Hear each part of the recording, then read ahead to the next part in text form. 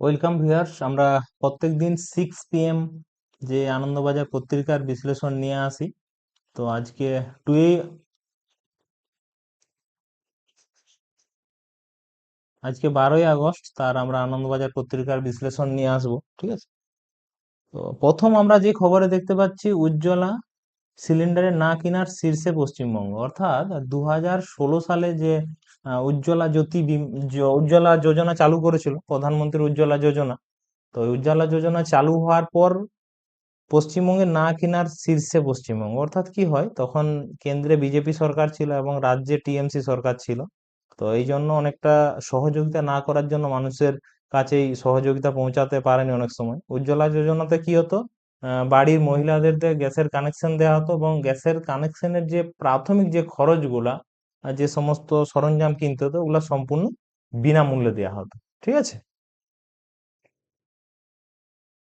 আচ্ছা, 4 নয়, ভারত এখন তাহলে কত, 6 নম্বরে আছে। আচ্ছা, কিছুদিন আগে আমরা লক্ষ্য করেছিলাম যে বিভিন্ন মহল থেকে দাবি উঠছিল, কিছু কেন্দ্রীয় শাসক দলের নেতারা দাবি করছিল যে আমরা এখন কিন্তু 4 নম্বরে আছি অর্থনীতিতে, ঠিক আছে? কিন্তু আসন্ন আমরা এখন যেহেতু বর্ষাকালীন অধিবেশন চলছে, এবং বর্ষাকালীন অধিবেশনে যখন বিরোধীরা প্রশ্ন তুলে যে আমরা এখন অর্থনীতিতে ক নম্বর আছি, আমাদের যে কেন্দ্রীয় অর্থ প্রতিমন্ত্রী আছেন পঙ্কজ চৌধুরী, উনি বলেন যে আমরা এই মুহূর্তে 6 নম্বরে আছি। তাহলে এই মুহূর্তে 6 নম্বরে আছি, তখন দাবি করা হয় যে তাহলে আপনারা কেন দাবি করেছিলেন যে আপনারা 4 নম্বরে ছিলেন?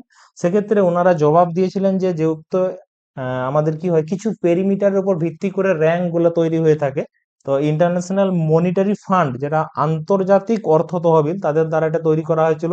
তো সেক্ষেত্রে যেহেতু ডলারের সঙ্গে যে টাকার যে ভ্যালুটা ওটা ওঠানামা করে, সেই জন্য বলছে র্যাঙ্কটা হয়তো তখন 4-এ ছিল, এখন কিন্তু 6 হয়ে গেছে, ঠিক আছে? এবারে আমরা এখানে স্ট্র্যাটেজিক হিসেবে আমরা একটা জিনিস আলোচনা করতে পারি যে আমাদের কেন্দ্রের অর্থমন্ত্রী আছেন নির্মলা সীতারামন এবং অর্থ প্রতিমন্ত্রী আছেন পঙ্কজ চৌধুরী। ঠিক আমরা এই সময় মনে করার চেষ্টা করব খবরটা দেখার সময় বা শোনার সময়, যে তাহলে আমাদের রাজ্যের ক্ষেত্রে কি আছে। তাহলে রাজ্যের অর্থমন্ত্রী আছেন স্বপন দাশগুপ্ত এবং প্রতিমন্ত্রী আছেন বর্মন, ঠিক আছে? আর ইন্টারন্যাশনাল মনিটারি ফান্ডের সদর দপ্তর আমেরিকা যুক্তরাষ্ট্রের ওয়াশিংটনে অবস্থিত, ঠিক আছে? ইনি হচ্ছেন অল ইন্ডিয়া স্টুডেন্ট অ্যাসোসিয়েশন, সংক্ষেপে বলা হয় এসা। আইসা বলা হয়, আইসা। আইসার হচ্ছে সর্বভারতীয় সভাপতি নেহা বর, ঠিক আছে? উনি কি করেছিলেন, বিভিন্ন আন্দোলনে, ছাত্র আন্দোলনে যোগদান করেছিলেন এবং সামাজিক যে সমস্যাগুলোর কথাও কিন্তু উনি তুলে ধরেছিলেন, ঠিক আছে? তাহলে এসা হচ্ছে all India student association, Neha বর হচ্ছে সর্বভারতীয় সভাপতি। তাহলে পশ্চিমাঞ্চল আমরা জানি, গতকাল আমাদের রাজ্যের মুখ্যমন্ত্রী শুভেন্দু অধিকারী পশ্চিম মেদিনীপুর হয়ে বাঁকুড়া হয়ে তিনি কলকাতা ফিরে গেছেন।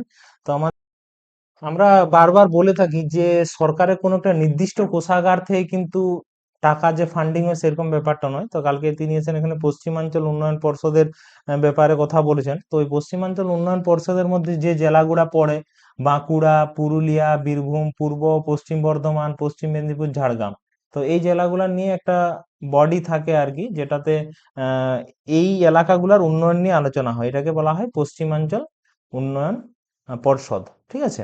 আর টাকা কার, দুই তৃণমূলের টক্কর এখন শীর্ষ কোর্টে। অর্থাৎ আমরা জানি যে তৃণমূলের কালীঘাট তৃণমূল আর ঋতব্রত তৃণমূলের মধ্যে ভেদাভেদ তৈরি হয়েছিল। এবার যেহেতু পার্টির একটা ফান্ডিং থাকে, এখন তাহলে দাবি করছে যে টাকাটা কিভাবে হবে, কারা আসন তৃণমূল, ঠিক আছে? তো এই ব্যাপারে অবশ্যই নির্বাচন কমিশনের কাছে যাবেই, কিন্তু নির্বাচন কমিশনের কাছে গেলেও এরা হাইকোর্টের পরে সুপ্রিম কোর্টের দ্বারস্থ হয়েছে, কারণ পার্টির কার্য পরিচালনা করার জন্য ফান্ডিং এর প্রয়োজন। সেই জন্য এই ফান্ড এখন কার থাকছে সেই ব্যাপারে এখন কিন্তু সুপ্রিম কোর্টে বিচারাধীন থাকছে। এখন আগামী খবরের অপেক্ষায় যে অ্যাকচুয়ালি ফান্ড হাফ হাফ ভাগ হতে পারে না 1/3, বা কিভাবে এর ফাইনাল করা হয়, ওটা টোটালি সুপ্রিম কোর্টের উপর নির্ভর করছে। সুপ্রিম কোর্টে তাহলে বর্তমান প্রধান বিচারপতি আছেন সূর্যকান্ত। সুপ্রিম কোর্টের আর্টিকেল নম্বর কত, 124, 124। আর হাইকোর্টের কত, 214, 214। আর 324 নির্বাচন কমিশন, আমরা মনে রাখার ক্ষেত্রে জাস্ট আলোচনা। তাহলে ওবিসি সংরক্ষণ থমকে এসএসসি নিয়োগ, আমরা জানি এসএসসির চেয়ারম্যান হয়েছে দুষ্মন্ত নারিওয়ালা। ঠিক আছে, এই দুষ্মন্ত নারিওয়ালা কে ছিলেন? এই দুষ্মন্ত নারিওয়ালা ছিলেন ভোটের সময় আমাদের রাজ্যের মুখ্য সচিব ছিলেন দুষ্মন্ত নারিওয়ালা। এবং আরো বেশ কয়েকজন বিশেষ করে মহারাজদেরকে কিন্তু এসএসসির বোর্ডে নিযুক্ত করা হয়েছে। ঠিক আছে।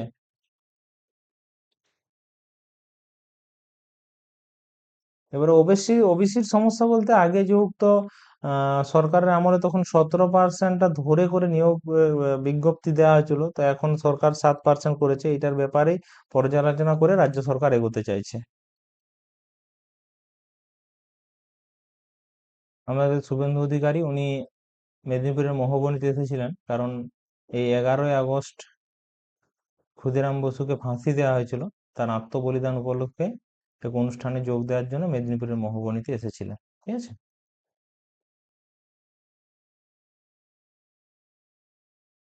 তাহলে এইখানে আমাদের খবর যে ট্রাইব্যুনালের নিষ্পত্তিগত। আচ্ছা, বিধানসভা ভোটের আগে পশ্চিমবঙ্গে এসআইআর হয়েছিল, তো এসআইআর ফলে বেশ কিছু মানুষজনের নাম বাদ পড়েছিল। ঠিক আছে, এবং তাদের প্রসেসিং এর মধ্যে ছিল। তো এখন ওই ট্রাইব্যুনাল করা হয়েছে। ট্রাইব্যুনাল ব্যাপারটা কি? ট্রাইব্যুনাল ব্যাপারটা হচ্ছে প্রথমে ইআরও। ইআরও হচ্ছে ইলেকটোরাল রেজিস্ট্রেশন অফিসার। ঠিক আছে, এই দায়িত্বে থাকে বিডিও বা এসডিও র্যাঙ্কের অফিসার। আর ডিই হচ্ছে ডিস্ট্রিক্ট, তারপরে হচ্ছে চিফ ইলেকটোরাল অফিসার। ঠিক আছে, মুখ্য নির্বাচন অধিকারী রাজ্যের ক্ষেত্রে। আর তারপরে তাহলে মানুষ প্রথমে বিএলওর দ্বারা এইখানে আবেদন জানাতে পারেন, যেখানে বিডিও এবং এসডিওরা ভেরিফাই করবেন। আপনি যদি অসন্তুষ্ট হন বা আপনার ওই রায় যদি ভালো না লাগে, আপনি তখন ডিওর কাছে আবেদন করবেন, ডিএম র্যাঙ্কের অফিসারের কাছে। ওই রায়েও যদি আপনার আপত্তি থাকে, তখন আপনি সিইও মানে চিফ ইলেকট্রাল অফিসারের কাছে আবেদন করবেন। তারপরেও যদি আপনার কনফিউজ থাকে বা আপনার রায় পছন্দ হচ্ছে না, তখন আপনি কিন্তু হাইকোর্টে গিয়ে মামলা করতে পারেন। ঠিক আছে। সুতরাং আমরা যে শুনি যে আমার নাম বাদ পড়ে গেছে, তাহলে কি আমাকে এই দেশে রাখা হবে না? তাহলে দেখুন, এইখানে তিনটা ধাপ থাকছে: ইআরও, ডিইও, সিইও, হাইকোর্ট। আপনি কি চার জায়গায় আপনি এই ব্যাপারে কিন্তু মানে আপনার পর্যালোচনা করতে পারবেন এবং আপনি আপিল করার সুযোগ পাবেন। ঠিক আছে, এটা হচ্ছে ট্রাইব্যুনাল। তো ট্রাইব্যুনালের নিষ্পত্তিগত এই ব্যাপারে সুপ্রিম কোর্টের প্রধান বিচারপতি জানতে চাইছেন। ঠিক আছে।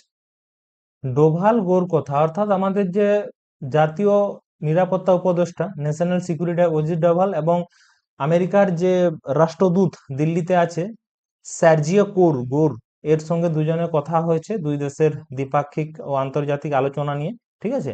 তো এই ব্যাপারে মুখপাত্র, বিদেশ মন্ত্রকের মুখপাত্র রণবীর জয়সওয়াল, তাহলে মুখপাত্র ব্যাপারটা কি, যে আলোচনা তো হয়ে গেল সচিবের সঙ্গে, এবারে যে আলোচনা হয় ওইটা প্রেস বিবৃতির মারফতে জনসাধারণ এবং সবাইকে জানাতে হয়, ওই দায়িত্বটা মুখপাত্রের কাজ থাকে।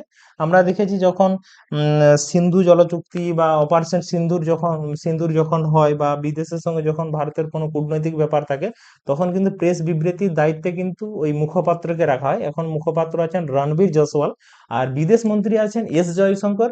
বিদেশ প্রতিমন্ত্রী দুজন আছেন, পবিত্র মার্গারেটা আর হচ্ছে কীর্তিবর্ধন সিং। বিদেশ প্রতিমন্ত্রী দুজন আছেন, আর বিদেশ সচিব আছেন বিক্রম মিশ্রি। আর তাহলে বিদেশ মন্ত্রকের মুখপাত্র আছে রণবীর জয়সওয়াল। ঠিক আছে। আর আমরা আরেকটা জিনিস সম্প্রতি চর্চা করেছি, যে লোকমান্য তিলক পুরস্কার অজিত রাওয়ালকে দেওয়া হয়েছিল এই বছর 2026 সালে। লোকমান্য তিলক, আর বেশ কয়েকদিন আগে কারেন্ট অ্যাফেয়ার্সে চর্চিত ছিল এই ব্যাপার। কলম্বিয়ায় ভূমিকম্পে মৃত 240। কলম্বিয়াতে কিছুদিন আগে ভূমিকম্প হয়েছিল, তো সেইখানে মৃত সংখ্যা আগে 111 হয়েছে, এখন হচ্ছে 240। ঠিক আছে। আচ্ছা, বিমানবন্দরের জমি এখনো দেয়নি রাজ্য। সম্প্রতিকালে রাজ্যের পূর্ণাঙ্গ বাজেটের সময় হাসিমারা ও কলাইকুণ্ডা, এই দুটা জায়গায় বিমানবন্দর তৈরির কথা আছে। তো এখনো পর্যন্ত কিন্তু তাদেরকে জমি হস্তান্তর করা হয়নি। এই হাসিমারাটা অবস্থিত আলিপুর জেলা দুয়ার জেলায় অবস্থিত, আর কলাইকুণ্ডাটা অবস্থিত পশ্চিম মেদিনীপুর জেলায়। ঠিক আছে। এই দুটো ঘাঁটিয়েই কিন্তু বিশেষভাবে 1965 সালে ও 1971 সালে যে যুদ্ধ হয়েছিল, এই যুদ্ধগুলোতে কিন্তু খুব গুরুত্বপূর্ণ ভূমিকা পালন করেছিল। হ্যাঁ। আর কলাইকুণ্ডাটা, এটা কিন্তু 1944 সালে যখন দ্বিতীয় বিশ্বযুদ্ধের প্রাক্কালে আমেরিকা যুক্তরাষ্ট্র এখান থেকে কিন্তু জাপানের সঙ্গে কিন্তু যুদ্ধ করতো, এখানে তাদের যুদ্ধ বিমানগুলো রাখতো কলাইকুণ্ডার। এইটা একটা ইতিহাস রয়েছে। ঠিক আছে। আর এইখানে বেসামরিক, এইখানে কি হয়, এই জিনিসটা দেখভাল করে এয়ারপোর্ট অথরিটি অফ ইন্ডিয়া। ঠিক আছে, ওনারাই জানিয়েছে বিমানবন্দরের পুরো দায়িত্ব থাকে এয়ারপোর্ট অথরিটি অফ ইন্ডিয়া। আচ্ছা, এটা হচ্ছে মিনিস্ট্রি অফ সিভিল এভিয়েশন, মানে কেন্দ্রীয় বেসামরিক বিমান মন্ত্রকের দ্বারা পরিচালিত হয়। আর airport authority of India, SAIL, ঠিক আছে, ভেল, ঠিক আছে, এগুলা হচ্ছে কি পিএসইউ, পাবলিক সেক্টর আন্ডারটেকিং, মানে এর কিছুটা লভ্যাংশ বা কিছুটা আর্থিক বিনিময় বা মালিকানা এইটা কেন্দ্র সরকারের হাতে থাকে, এই জন্য এদেরকে পিএসইউ বলা হয়, পাবলিক সেক্টর আন্ডারটেকিং বলা হয়ে থাকে। তার মধ্যে এয়ারপোর্ট অথরিটি অফ ইন্ডিয়া বেসামরিক বিমানের মন্ত্রকের দায়িত্বে থাকে, ঠিক আছে। আর বেসামরিক আর সামরিক কি, সামরিক বিমান মূলত দেশ রক্ষা ও যুদ্ধের জন্য ব্যবহৃত হয়, আর বেসামরিক বিমান ব্যবহৃত হয় মানুষের যাতায়াতের জন্য। কেন্দ্রীয় বেসামরিক মন্ত্রী আছেন মিনিস্ট্রি অফ সিভিল এভিয়েশন কিঞ্জরাপ্পুর রামমোহন নাইডু, আর প্রতিমন্ত্রী আছেন মুরলীধর মোহন। রাজ্যের ক্ষেত্রে হয়। আমরা কয়েকদিন ধরে আলোচনা করছিলাম ইন্ডিয়ান স্ট্যাটিস্টিক্যাল ইনস্টিটিউটের, যে 1959 সালে যে তাদের আইন তৈরি করা হয়েছিল সেইটা সরকার প্রত্যাবর্তন করতে চাইছে, তো এই ব্যাপারে সবাই একটা অসঙ্গতি প্রকাশ করছে। তো সেই জন্য এটা সংসদীয় কমিটিতে যেতে পারে। তাহলে সংসদীয় কমিটিটা হচ্ছে যেমন আমি পাবলিক অ্যাকাউন্ট কমিটি নিয়ে আমরা পশ্চিমবঙ্গে কয়েকদিন আগে আলোচনা করেছিলাম, যেখানে কানাইলাল আগারওয়ালকে চেয়ারম্যান নিযুক্ত করা হয়েছিল। সংসদীয় কমিটি বলতে বেশ কিছু কমিটি থাকে যেগুলো হচ্ছে বিভিন্ন বিষয় নিয়ে আলোচনা করা হয়ে থাকে। একটা হচ্ছে স্ট্যান্ডিং কমিটি হয়, আর একটা হচ্ছে অ্যাডহক কমিটি হয়। স্ট্যান্ডিং কমিটি হচ্ছে স্থায়ী কমিটি, যে কোনো জিনিসের পর্যালোচনা ওখানে চলতে থাকে। আর অ্যাডহক কমিটি কি, কোনো একটা বিশেষ ব্যাপারে আলোচনার জন্য ওটা করা হয়ে থাকে। তাহলে এই সংসদীয় কমিটিতে কোনো মন্ত্রী কিন্তু এই কমিটিগুলার সদস্য হতে পারে না, ঠিক আছে। এখানে বিরোধীদের এবং শাসক দলের মন্ত্রী বাদ দিয়ে যারা থাকে তারা এখানে থাকে, বিশেষ করে আইন সংক্রান্ত ব্যাপারগুলো পর্যালোচনা করে। না তো কি হবে, শাসক দল একটা আইন তৈরি করলো, দিয়ে ওটা পার্লামেন্টের আলোচনার জন্য নিয়ে যাওয়া হলো, তখন বিরোধীরা বিরোধিতা করলো, বা বিরোধিতা করার পরও ওটা হয়তো হাইকোর্টে বা সুপ্রিম কোর্টে গিয়ে জনস্বার্থ মামলা হয়ে ও আইনটা নাকচ হয়ে গেল। তাহলে কি হলো, এই যে আইনটা তৈরি করা হলো, সুপ্রিম কোর্টে হাইকোর্টে গেল, সুপ্রিম কোর্টে গেল, তাহলে একটা সময় নষ্ট হয়। এই ব্যাপারে কি হয়, সংসদীয় কমিটি ওটা লোকসভাতেও এবং প্রত্যেক রাজ্যের বিধানসভাতেই থাকে। এই মূলত আইন বিষয়ক ব্যাপারগুলো পর্যালোচনা করার জন্য। সম্প্রতিকালে আমরা দেখেছি গুন্ডা দমন আইনটা বিধানসভায় ঘোষণা করলেও ওটা এখনো কিন্তু রাজ্যপালের সইয়ের জন্য বাকি আছে। কারণ কি, আমরা কয়েকদিন আগে দেখেছিলাম শাসক বিরোধী দলের কিছুজন আইনজীবী ওরা হাইকোর্টে সওয়াল করার জন্য গিয়েছিল। হাইকোর্টে কিন্তু রাজ্য সরকারের যে অতিরিক্ত অ্যাডভোকেট জেনারেল জানিয়েছেন যে ওটা এখনো আইনে পরিণত হয়নি, ওটা এখনো রাজ্যপালের সই বাকি আছে। ঠিক আছে, তো ওই জন্য কোনো বিষয়ে যখন সরকার পক্ষের যে এটা চালু করলে কেমন হতে পারে, এর বিরোধিতা কি হতে পারে, এই জন্য পার্লামেন্টের আলোচনা তো অবশ্যই করা হয়। অনেক সময় ওই পার্লামেন্টের ওই 11টা থেকে 4টার মধ্যে ওটা কমপ্লিট হয় না, এই জন্য কি হয়, সংসদীয় কমিটিতে এই ব্যাপারগুলো পাঠানো হয়।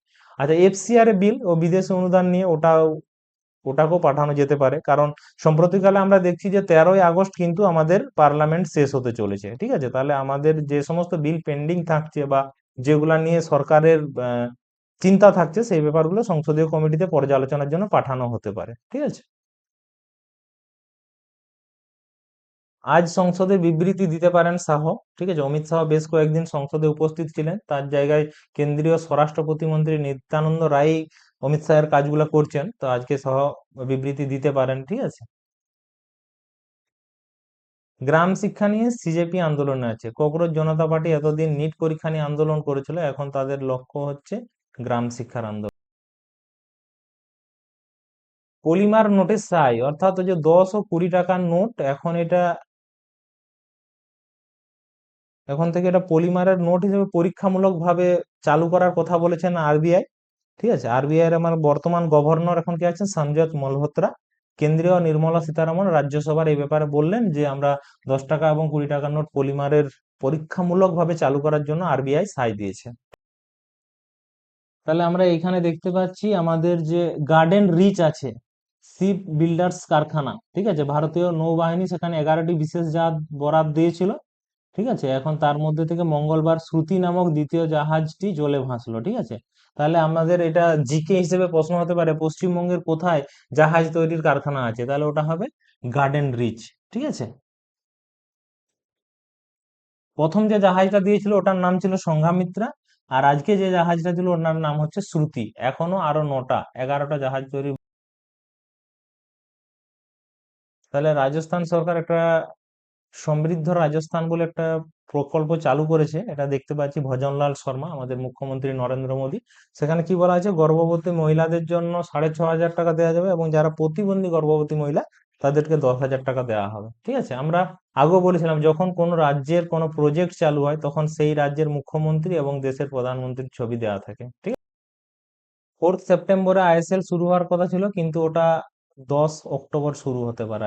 ISL, Indian super league football tournament.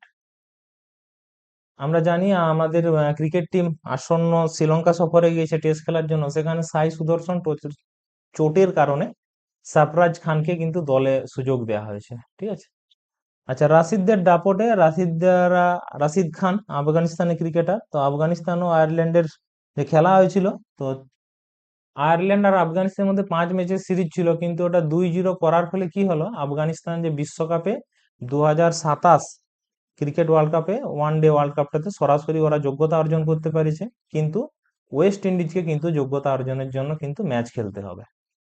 এখানে আমরা দেখতে পাচ্ছি হকি বিশ্বকাপের সূচি দিয়ে দিয়েছে। ঠিক আছে, 1975 সালে হকি ওয়ার্ল্ড কাপ জিতেছিল, তারপরে এখনো কিন্তু হয়নি। ঠিক আছে, তার 51 বছর পর 2026, তাহলে এই বছর হয় কি না, এটা নেদারল্যান্ডসে হচ্ছে এই বছর। নেদারল্যান্ডস, হরমনপ্রীত এই যে ছবি, উনি হচ্ছেন আমাদের হকি দলের ক্যাপ্টেন। ঠিক আছে, আচ্ছা, সেই সঙ্গে সঙ্গে কিন্তু মেয়েদেরও এখানে খেলা হচ্ছে হকি ওয়ার্ল্ড কাপ।